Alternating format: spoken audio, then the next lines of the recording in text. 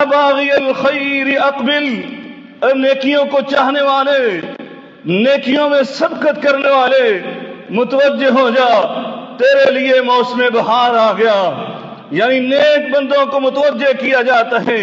جو بندہ یہ چاہتا ہے کہ اس کے گناہوں کو معاف کر دیا جائے، سال بھر اس سے کوئی گناہ اور خطائیں سرزد ہو گئی، اور وہ چاہتا ہے کہ اب اس کے گناہوں کو ملیا میٹ کر دیا جائے، ان کا کفارہ کر دیا جائے، اور ان کو ختم کر دیا جائے، اور اس کو پاک اور صاف کر دیا جائے۔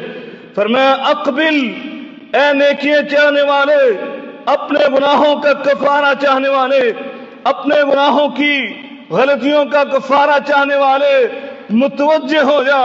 من صام رمضان ایمانا واحتسابا غفر له ما تقدم من ذنبه۔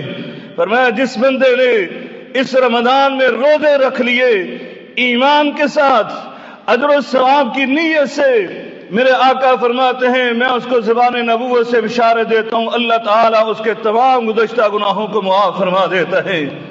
فرمایا ومن قام لیلۃ القدر ایمانا واحتسابا غفر له ما تقدم من ذنبه۔ جس بندے نے لیلۃ القدر کی رات کا قیام کر لیا ایمان کے ساتھ، اجر و ثواب کی نیت سے، اس کو بھی یہ بشارت دیتا ہوں کہ اللہ تعالیٰ اس کے بھی تمام گناہوں کو معاف کر دیتا ہے۔